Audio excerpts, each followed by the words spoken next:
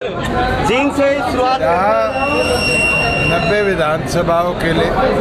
नामांकन और स्क्रूटनी प्रक्रिया पूरी हो चुकी है। मैं सभी कैंडिडेट्स जो मैदान में हैं उनको शुभकामनाएं देता हूँ। हरियाणा प्रदेश के चुनावी दंगल की शुरुआत हो चुकी है और इस चुनावी दंगल के अंदर परिस्थितियाँ प्रति एक सीट पर बड़ी रोमांचक है, क्योंकि आज जींद विधानसभा का दफ्तर का शुभ आरंभ है। मुझे खुशी है कि जींद में लगभग प्रत्याशी सारे चौधरी देवीलाल की विचारधारा पर कभी न कभी वोट मांगकर आज मैदान पर आए हैं और हमारे उम्मीदवार स्वर्गीय परमानंद जी के सुपुत्र इंजीनियर धर्मपाल जी प्रजापत बड़े मजबूती के साथ 1987 की तरह जींद के इस गढ़ को जीतने भी काम करेंगे और एक शिक्षित अनुभवी विधायक के तौर पर जींद के विकास में अपना पूरा योगदान देने का काम करेंगे। आने वाले दिनों के अंदर पार्टी सभी विधानसभा क्षेत्रों का दौरा भी करेगी।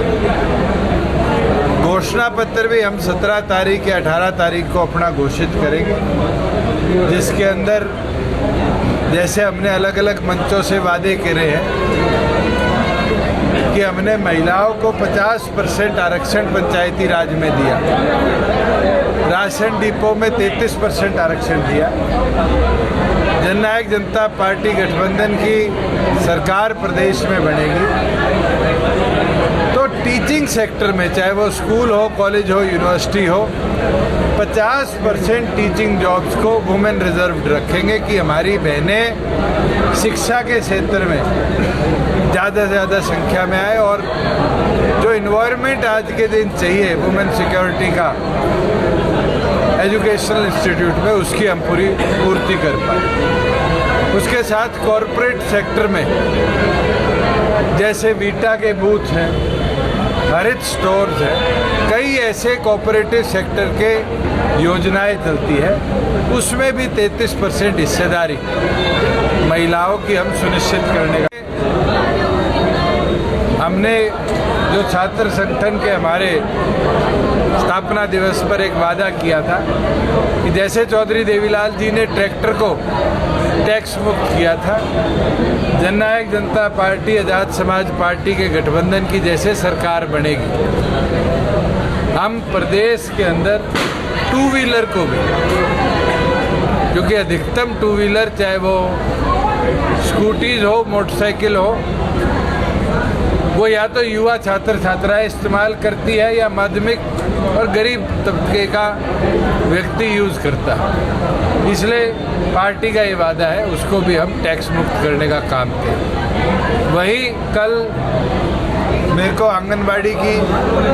उचाना हल्के में कई बहनें मिली और जब मैंने उनकी पीड़ा सुनी कि जी हमारे यहाँ पर केंद्र योजना से 6,500-7 हज़ार रुपये आता है, हमारा बड़ा लंबा धरना चला है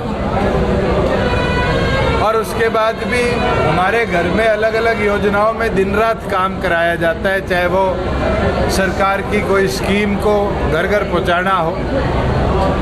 सरकार के अलग अलग विभागों का सर्वे कराना हो। कोरोना काल में सबसे ज़्यादा काम किया तो हमारी आंगनबाड़ी आशा वर्कर ने किया। तो उसके बाद हमने ये चर्चा कर निर्णय किया है कि हमारी आंगनबाड़ी और आशा वर्कर बहनों को हमारी सरकार बनने के बाद